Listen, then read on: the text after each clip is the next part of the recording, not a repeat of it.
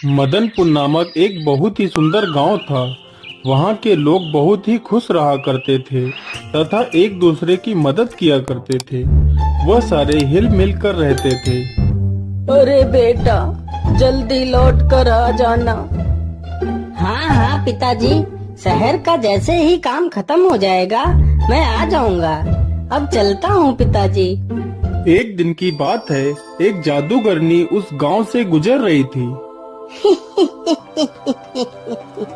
इतनी सुंदर नगरी, इतनी सुंदर नगरी तो मैंने कभी नहीं देखी।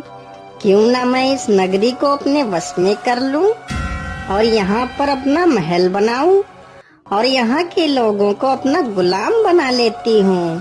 फिर जादूगरनी उस गांव पर अपना काला जादू कर देती है और गांव के लोगों से अपनी सेवा करवाती है। अरे ओ बुड्ढे, तू आज मेरे लिए आम के मीठे मीठे फल ले आ। मुझे आज आम के फल खाने का बहुत मन हो रहा है।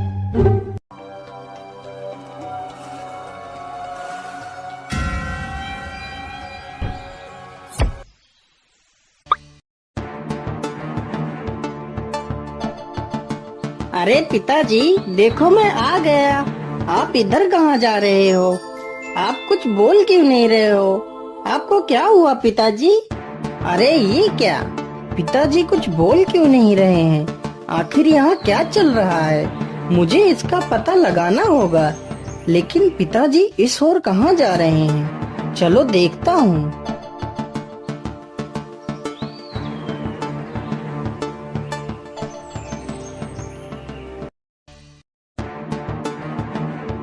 अरे बुड्ढे, तू आम ले आया? चल रख दे इधर और दूसरा काम कर जाके। अरे यहाँ क्या चल रहा है? ये औरत कौन है? मुझे साधु बाबा के पास जाकर पूछना चाहिए। बाबा आंखें खोलो बाबा, बाबा मेरी मदद करो। बाबा उठो। क्या हुआ बेटा, तुम इतना शोर क्यों मचा रहे हो? तुम्हें क्या समस्या है? बाबा, हमारे गांव के लोगों को क्या हो गया है? मेरे पिताजी को क्या हो गया है? वो मुझे पहचान क्यों नहीं रहे हैं? और बाबा, महल में वो औरत कौन है? जब मैं यहाँ से शहर गया था तो यहाँ पर कोई महल नहीं था। ये सब अचानक से क्या हो गया है बाबा? मैं कुछ समझ नहीं पा रहा हूँ। फिर बाबा ध्यान लगाकर देखते हैं और बताते हैं, बेटा वह कोई औरत नहीं बल्कि एक जादूगरनी है और उसने पूरे गांव पर अपना काला जादू कर रखा है। तो बाबा जी, मैं अपने गांव की रक्षा कैसे करूं? मैं अपने पिताजी को कैसे बचाऊं? बाबा मुझे कोई उपाय बताइए। बेटा, उस जादूगरनी के जादू से गांव को मुक्त कराने का एक ही उपाय है। यहाँ से 100 मील दूर एक कुंभा नामक गुफा है। उस गुफा में तुम्हें मेरे गुरुजी मिलेंगे। वह तुम्हें इसका उपाय अवश्य बताएंगे। जाओ बेटा। फिर मोहन गुफा की तरफ चल देता है।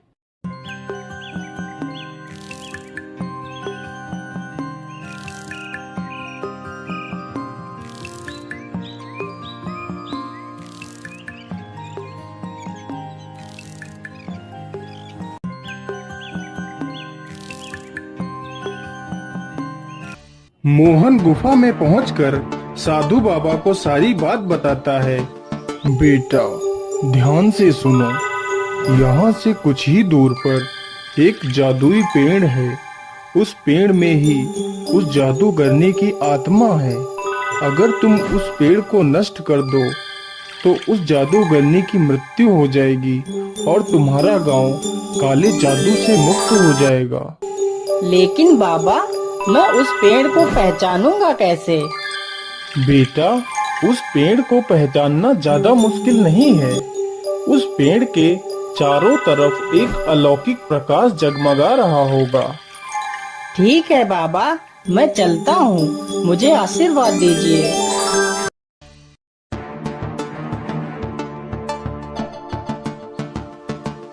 मुझे लगता है कि वह जादुई पेड़ यही है जो बाबा ने बताया था। चलो जल्दी से मैं इसे काट देता हूँ। तभी जादूगरनी वहाँ पर आ जाती है। अरे मूर्ख, तू ये क्या कर रहा है? तू इस पेड़ को क्यों काट रहा है? तू इस पेड़ को मत काट, नहीं तो मैं तुझे मार डालूंगी। लेकिन मोहन उसकी एक नहीं सुनता है और पेड़ को काट देता है।